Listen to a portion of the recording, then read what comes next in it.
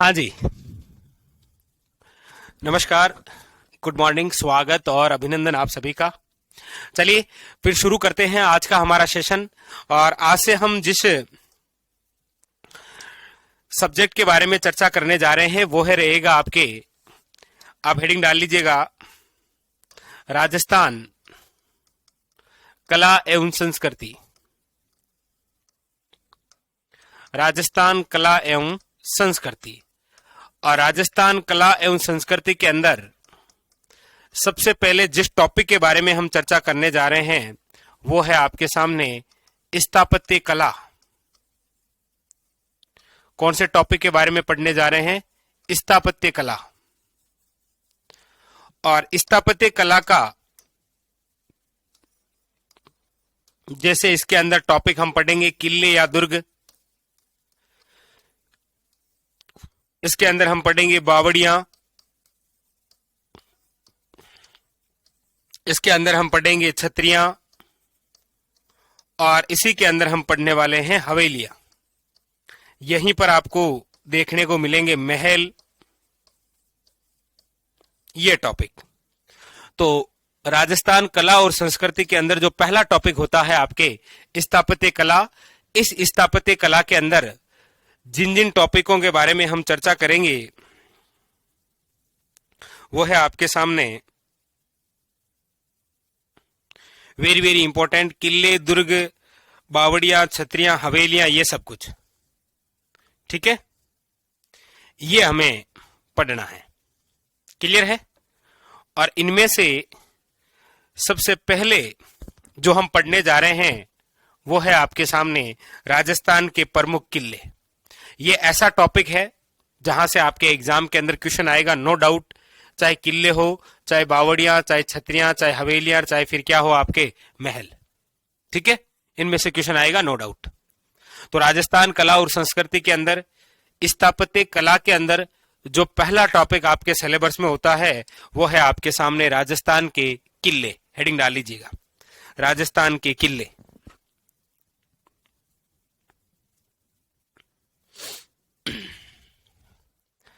राजस्थान के किले, किलों की आप चर्चा करते हैं तो देखिए सबसे पहली बातें को समझ लीजिए, लिखना कुछ नहीं, हेडिंग डाल लीजिए केवल क्या, राजस्थान के किले। देखिए सबसे पहली बात तो यह है कि हम जो टॉपिक पढ़ने जा रहे हैं राजस्थान के किले, इनमें से क्या क्या पूछा गया है आज तक और क्या पूछा जाता है। देखिए सबसे पहले तो आप अक्सर देखते हैं कि कौन सा किला कहां पर है, ये क्वेश्चन बनता है।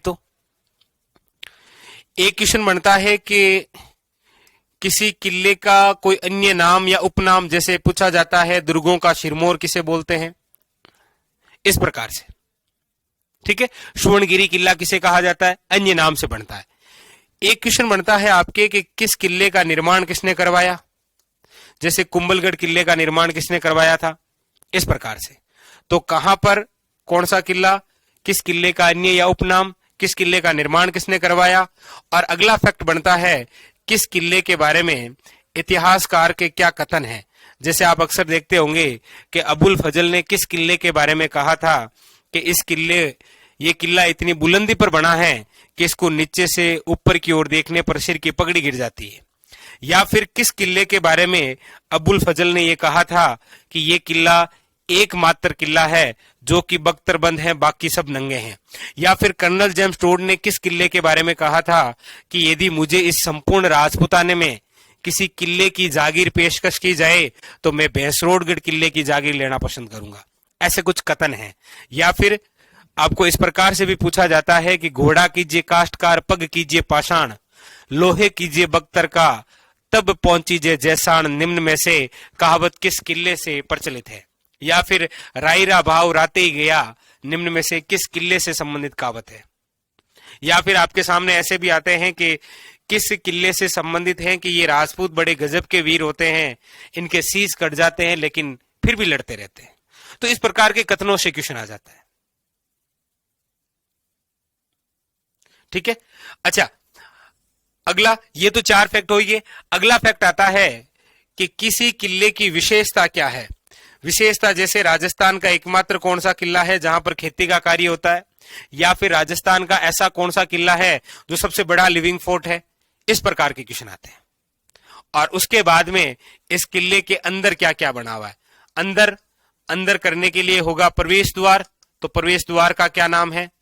अंदर होंगे महल, कौन कौन से, अंदर होंगे कोई मंदिर, अंदर होंगे कोई मस्जिद, अंदर होगी कोई बनी हुई छतरी। ये सारे फैक्ट आते हैं। और किला है तो सिंपल सी बात है, अंदर में जल के लिए कौन से जल स्रोत बने हैं। आजकल ऐसे क्वेश्चन ज्यादा आते हैं। ठीक है, तो हम जो टॉपिक पढ़ने जा रहे हैं किले, उन किलों में से क्या क्या क्वेश्चन पूछे जाते हैं तो आपके सामने हैं। वरना एक तरफ आपके सामने 4 किलों के नाम और सामने 4 झीलों के नाम और कहेगा मिलान करिए। ठीक है, चलिए तो करें शुरू।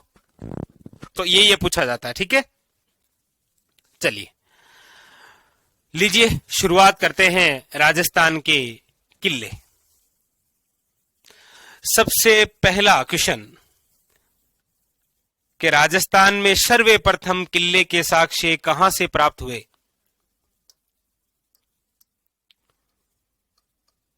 पहला क्वेश्चन,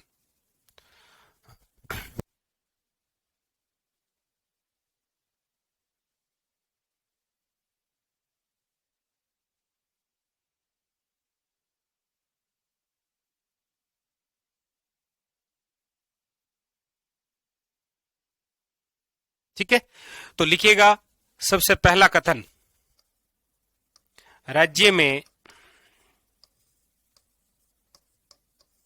सर्वप्रथम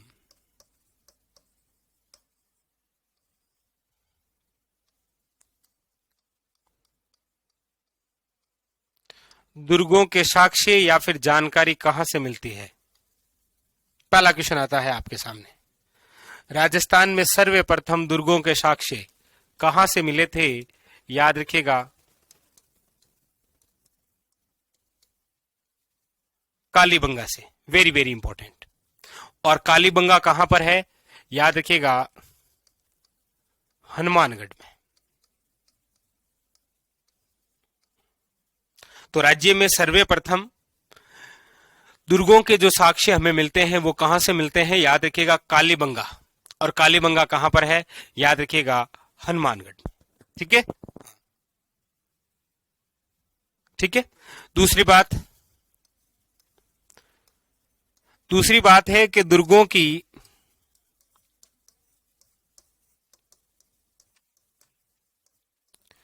संख्या के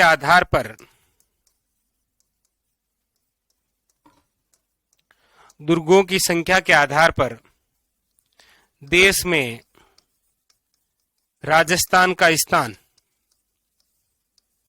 भाई राजस्थान में दुर्ग तो बहुत सारे हैं, लेकिन दुर्गों की जो संख्या है उसके आधार पर देश में कौन सा स्थान है, याद रखिएगा तीसरा।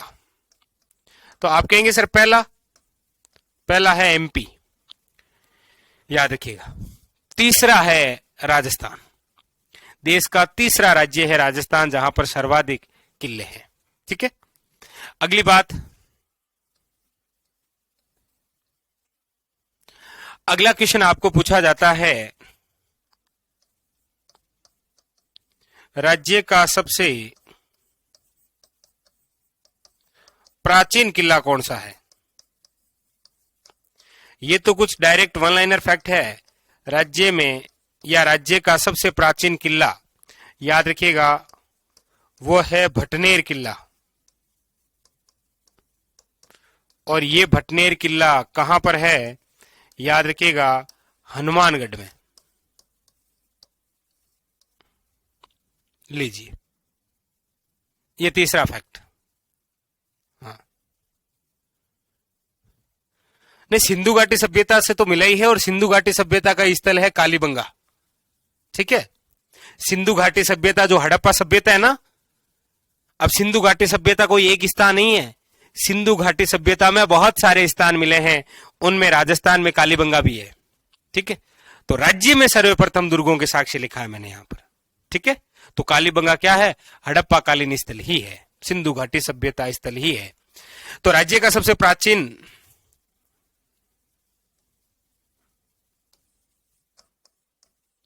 किला कौन सा है? याद रखिएगा, भटनेर किला। ठीक है। अगला है राज्य का सबसे नवीनतम किला। राज्य का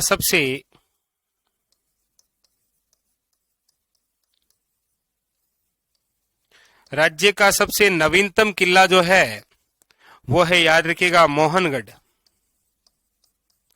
और राज्य का सबसे जो नवीन किला होता है मोहनगढ़, वो कहां पर है? तो याद रखिएगा, जैसलमेर।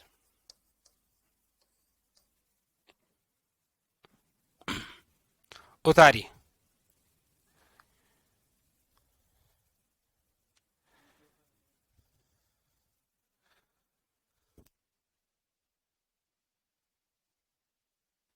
सर ऐप पर अलग नहीं, नहीं, नोट्स तो ये बनाने हैं आपको। यूट्यूब वाला तो वो आपके लिए सेशन था कि भाई सर आप किस प्रकार से पढ़ाएंगे, इसलिए था। बाकी यूट्यूब पर तो अब एमसीक्यू आएंगे आपके लिए। यहां थ्योरी पढ़ेंगे ऐप में, वहां पर एमसीक्यू सोल्व करेंगे। ठीक है।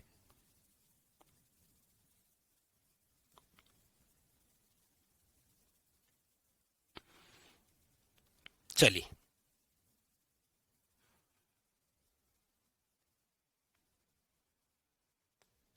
ये लिखिए चारों, फिर हम आगे बढ़ते हैं।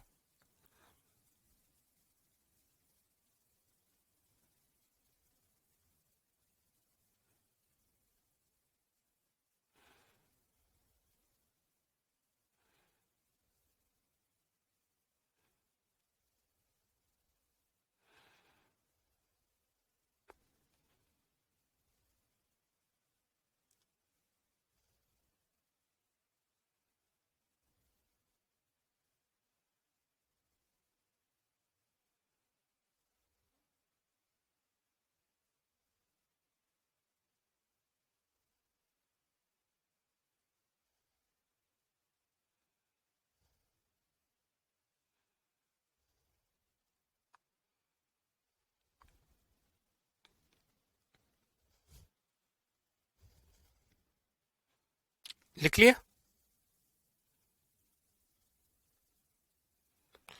सर 1938 में झालावाड़ बना था, वो क्या है? वो तो नवीनतम रियासत है। वो तो क्या है?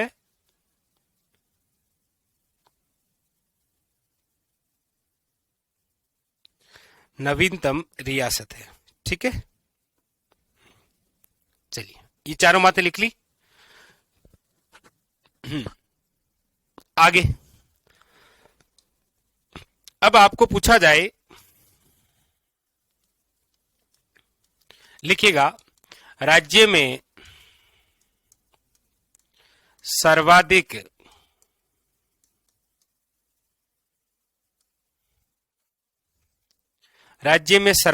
किले बनाने वाला शासक।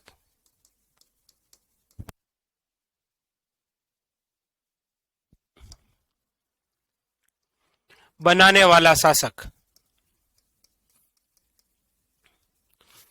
तो याद रखिएगा, राज्य में सर्वाधिक किले बनाने वाला जो शासक है वो कौन है?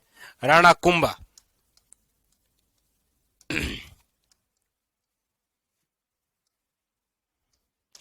कैसे पता चला? तो ये जानकारी हमें देता है एक ग्रंथ, और जानकारी जिस ग्रंथ में मिलती है वो ग्रंथ है वीर विनोद। वीर विनोद के अनुसार ये कहा गया है क्या? वीर विनोद के अनुसार ये कहा गया है कि मेवाड़ के 84 दुर्गों में से, यानी कि 84 दुर्गों में से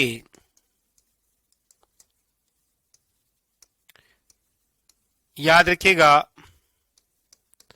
32 दुर्गों का निर्माण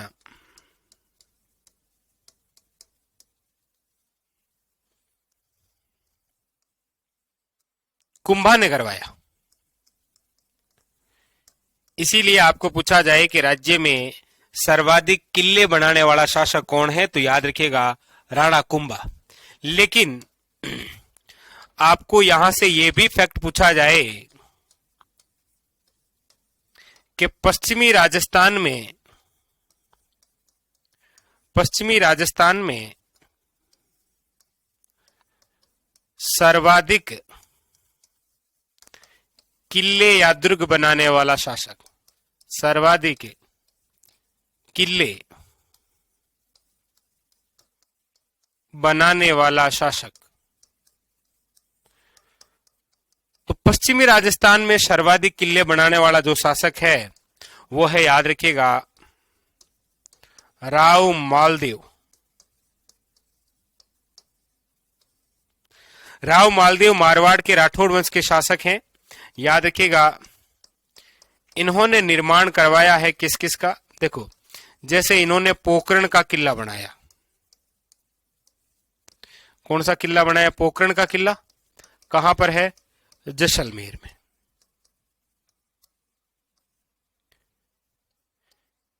जैसे इन्होंने मालकोट का किला बनाया, मेड़ता नागौर में, मेड़ता नागौर में।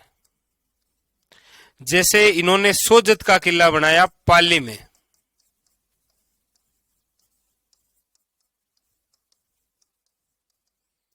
तो इस प्रकार इन्होंने बहुत सारे पश्चिम में किले बनाए थे, इसीलिए आपको पूछा जाए।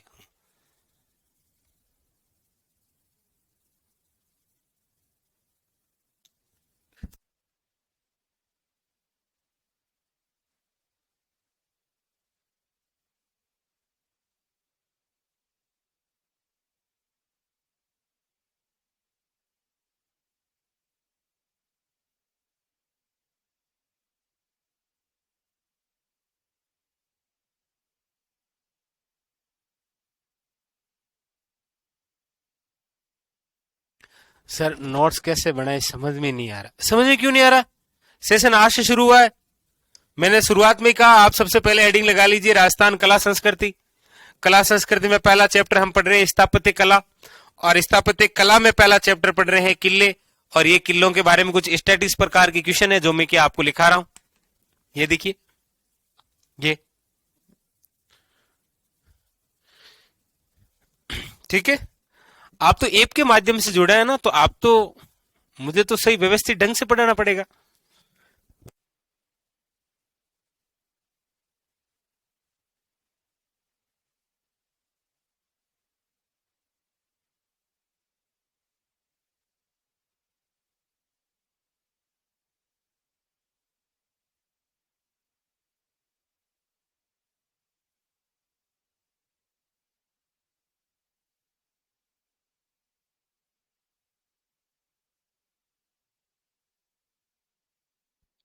चलें आगे, लीजिए नेक्स्ट।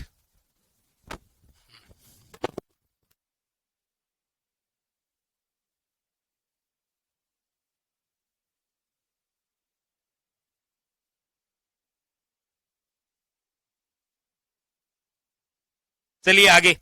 अब लिखिएगा कि आप जो टॉपिक पढ़ रहे हैं उसका वर्गीकरण, दुर्गों का वर्गीकरण। कितने प्रकार के दुर्ग हो सकते हैं, किस किस तरीके से दुर्ग को बनाया जा सकता है, वो है ये दुर्गों का वर्गीकरण। दुर्गों के वर्गीकरण से पहला क्वेश्चन आता है कि सर्वप्रथम दुर्गों का वर्गीकरण किसने किया? सर्वप्रथम,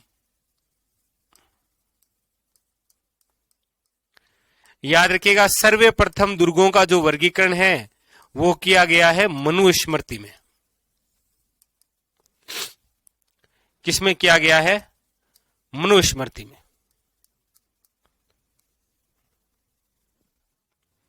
याद रखिएगा, ये इंपॉर्टेंट है।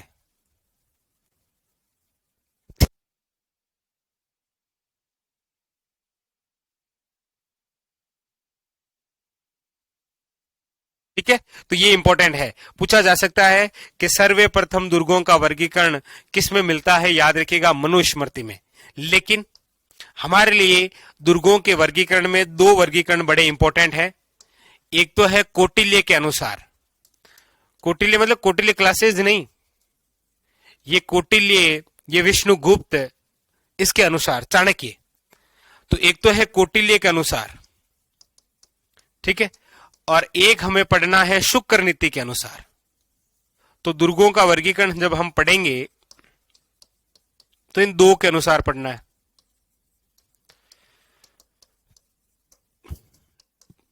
ये कौटिल्य के अनुसार और शुक्र नीति के अनुसार। राजस्थान का परिचय वो तो जियोग्राफी में पढ़ेंगे जी।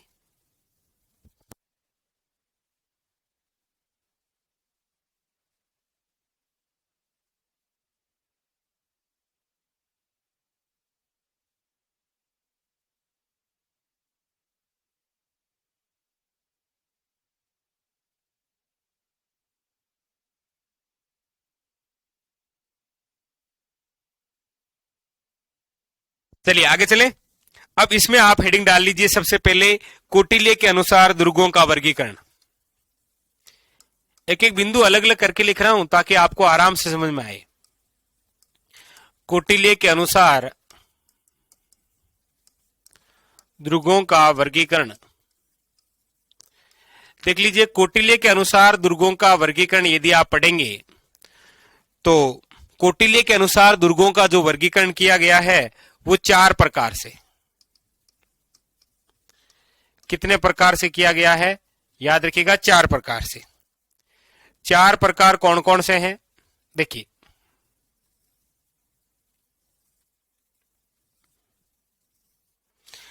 एक तो प्रकार है आपके ओदक दुर्ग। कौटिल्य कहता है कि दुर्ग बनाना चाहिए, लेकिन कैसा बनाना चाहिए? ओदक दुर्ग।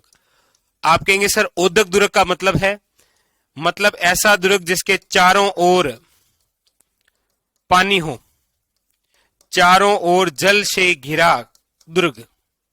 किस प्रकार का दुर्ग होता है? याद रखिएगा, ओदक दुर्ग।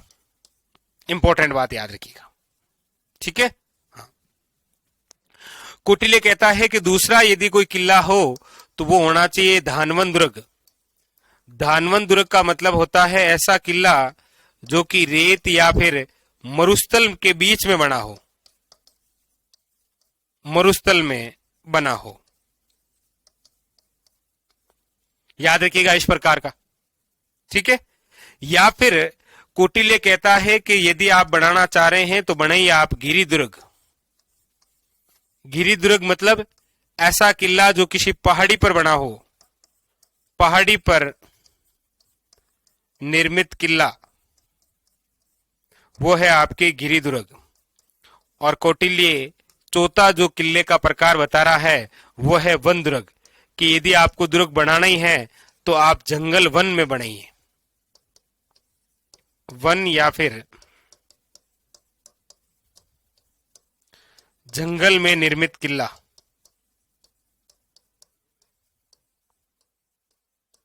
लीजिएगा।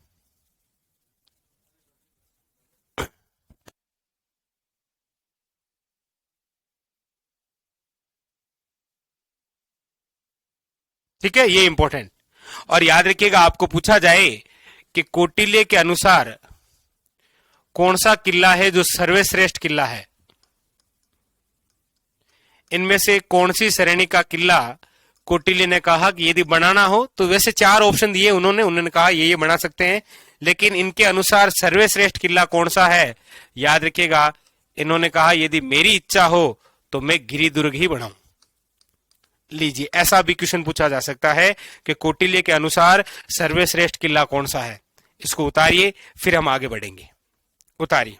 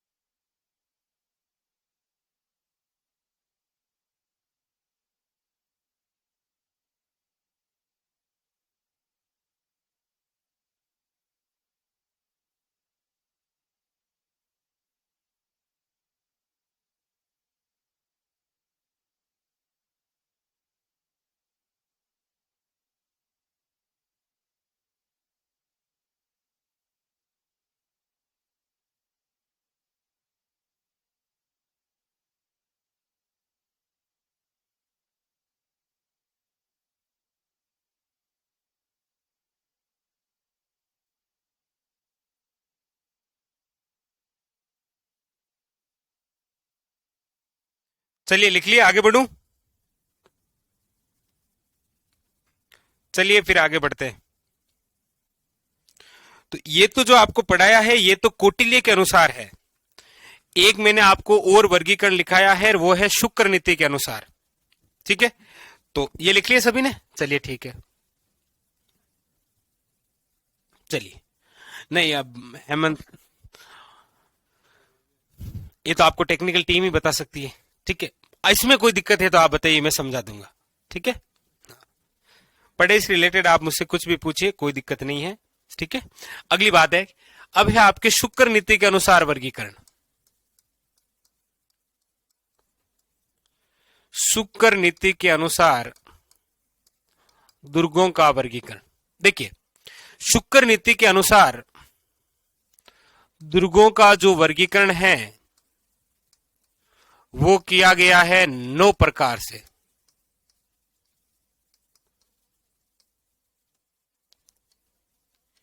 कितने प्रकार से किया गया है? याद रखिएगा, 9 प्रकार से। शुक्र नीति के अनुसार दुर्गों का वर्गीकरण कितने प्रकार से किया गया है? 9 प्रकार से।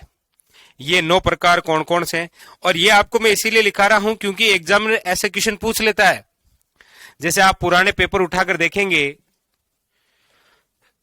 आपको मिल जाएगा कि ऐसा किला जो चारों ओर पानी से घिरा हो, उस किले को क्या बोलते हैं? ओदक दुर्ग। ठीक है, इसीलिए ये मैं आपको लिखा रहा हूं, वेरी वेरी इंपॉर्टेंट। ठीक है, देखिए, अब शुक्र नीति के अनुसार दुर्गों का वर्गीकरण है, वो भी कितने प्रकार से है? 9 प्रकार से। देखिए 9 कौन कौन से हैं? दो, तीन,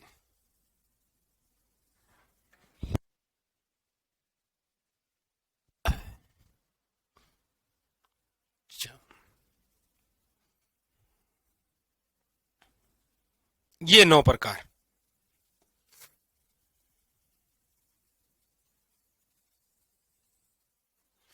चार ये और 5 ये 9 प्रकार कौन कौन से है देखिएगा।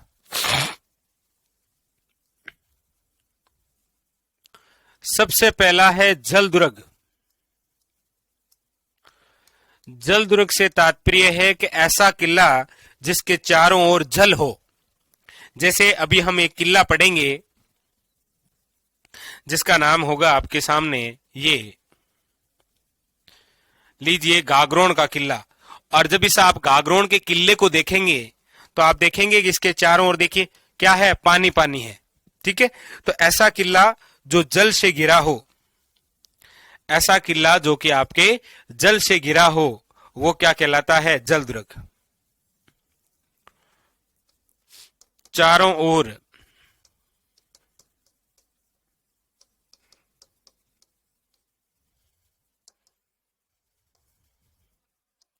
चारों ओर जल से घिरा दुर्ग क्या कहलाता है?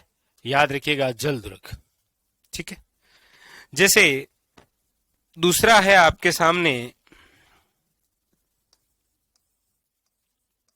पारिद दुर्ग। पारिद दुर्ग का मतलब है ऐसा किला जिसके चारों ओर परिधि हो, परकोटा हो। चारों ओर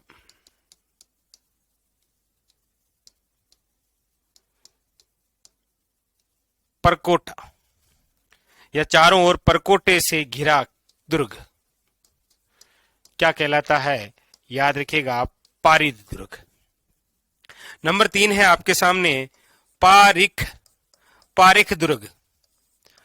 और पारिख दुर्ग से तात्पर्य है ऐसा किला जिसके चारों ओर खाई हो। क्या हो? खाई।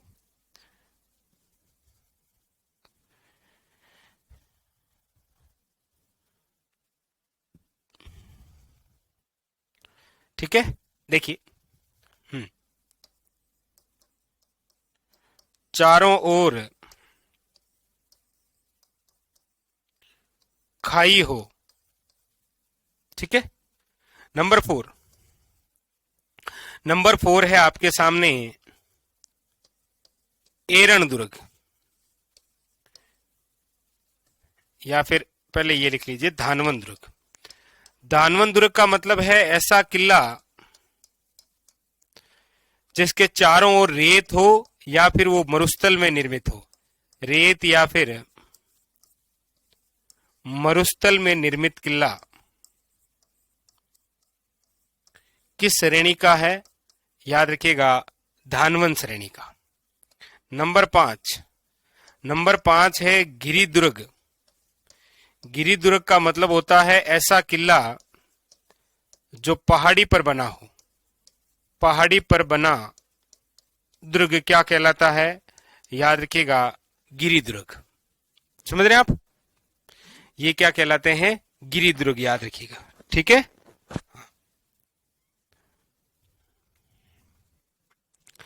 फिर नंबर 6 लिखिएगा आप, एरण दुर्ग।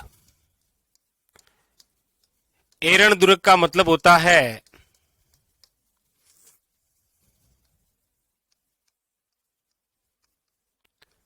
कंटीली झाड़ियों से घिरा हुआ किला। नंबर 7 लिखिएगा, वो है वन दुर्ग। वन दुर्ग का मतलब ऐसा किला जो वन या जंगल में निर्मित किला।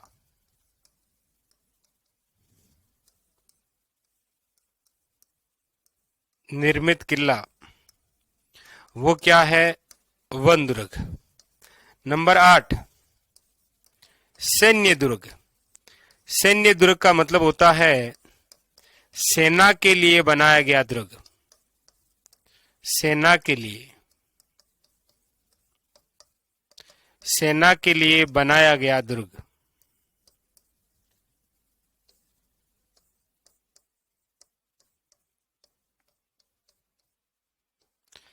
और नंबर 9 है सहाय दुर्ग। सहाय दुर्ग का मतलब है राजा द्वारा अपने भाई बंधु वे रिश्तेदारों के लिए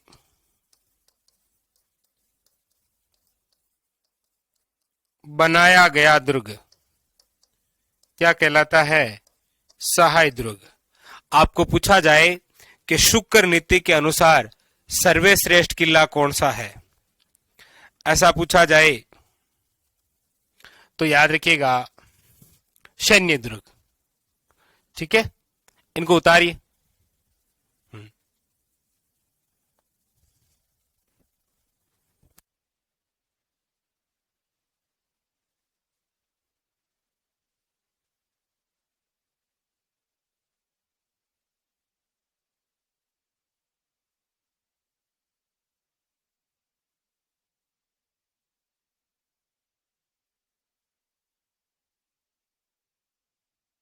नहीं, ओदक और जल दुर्ग में कोई अंतर नहीं है। कौटिल्य ने नाम ओदक दिया है, शुक्र नीति में जल दिया है, बस बाकी शय में कोई दिक्कत नहीं। ठीक है।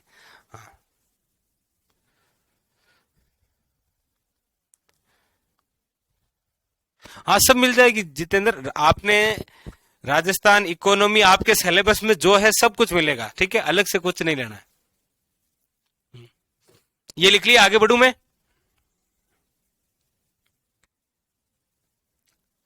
चलो आगे। चलिए, तो हम पढ़ रहे हैं किले, और अभी तक हमने किलों के बारे में सामान्य जानकारी पढ़ी है कि राजस्थान में किलों के साक्ष्य कहां कहां मिलते हैं, कौन सा प्राचीन किला है, कौन सा नवीन किला है, किलों की संख्या के आधार पर देश में राजस्थान का कौन सा स्थान है। फिर हम पढ़ रहे हैं कि किले किस किस प्रकार के बनाए जा सकते हैं। तो कौटिल्य कह रहा है 4 प्रकार से बनाए जा सकते हैं। शुक्र नीति कह रहा है कि 9 प्रकार से बनाए जा सकते हैं। किसी पहाड़ी पर बना सकते हैं, जिसके चारों ओर जल हो वो बना सकते हैं, जिसके चारों ओर खाई हो, या जिसको किला बना के चारों ओर परकोटा बना सकते हैं। तो विभिन्न विभिन्न प्रकार के हमें बातें मिल रही है। ठीक है, अब यहां पर आप आगे लिखिएगा। अब हमें करंट की एक बात करनी है। करंट की यह है कि हम जो राजस्थान में किले पढ़ रहे हैं, इनमें से ऐसे कितने किले हैं जिनको यूनेस्को द्वारा विश्व धरोहर में, यूनेस्को द्वारा विश्व धरोहर में शामिल किले कितने हैं? पहला तो ये क्वेश्चन है भाई। यूनेस्को द्वारा विश्व धरोहर में शामिल किले कितने हैं? याद रखिएगा 6 किले। कितने हैं? 6 किले। 6 किले कौन कौन से हैं? तो इसकी ट्रिक तो आप सभी जानते ही हैं। उसकी ट्रिक है आम, गाजर और चिक्कू। आम, गाजर और चिक्कू। कू से मतलब कुंभलगढ़ है, ची से मतलब चित्तौड़गढ़ है, रे से मतलब रणथंबोर है, जे से मतलब जैसलमेर है, गे से मतलब गागरोन है, आम से यानी कि आमेर है। तो डायरेक्ट क्वेश्चन पूछेगा कि ऐसा कौन सा किला है जिसे विश्व धरोहर में शामिल नहीं किया गया है। ठीक है, तो इन 6 का जरूर नाम याद रखना है, तभी तो आप पता कर पाएंगे कि कौन सा नहीं है। तो ये 6 किले कौन कौन से हैं, आइए इनके बारे में जानते हैं। लिखिए, सबसे पहले है आपके सामने आमेर किला।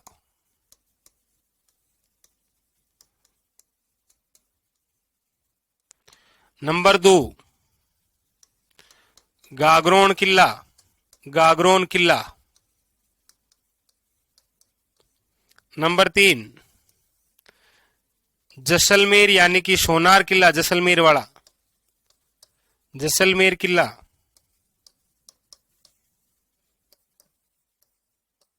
रे से यानी कि रणथंबोर किला।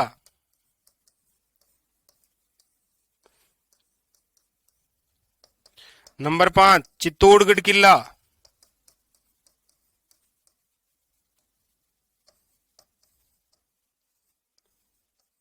चित्तौड़गढ़ किला। नंबर 6 कुंभलगढ़ किला। तो 6 ऐसे किले हैं जिनको यूनेस्को द्वारा विश्व धरोहर में शामिल किया गया है। इसीलिए सबसे पहले हम इन 6 किलों के बारे में अच्छे से पढ़ेंगे। ठीक है, याद रखिएगा, सबसे पहले हम इन 6 किलों के बारे में पढ़ने वाले हैं। ठीक है, हाँ।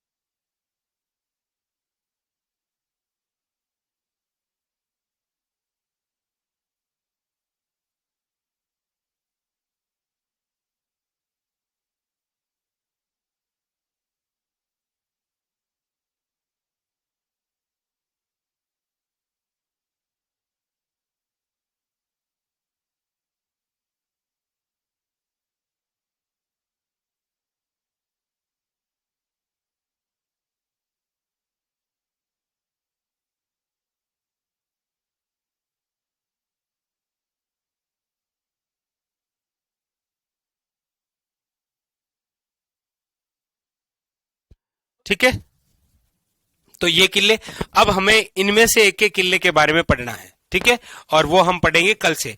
कल से आपको बता दूं कि हमारा जो सेशन है आज थोड़ा लेट हुआ था, लेकिन कल आपके 10 बजे से ये सेशन शुरू होगा जीके का। ठीक है, और देखिए थ्योरी यहां पढ़िए, लेकिन आपको बता दूं कि यूट्यूब पर सुबह 7 बजे एमसीक्यू सोल्व करेंगे हम राजस्थान जीके से संबंधित, बड़े ही महत्वपूर्ण।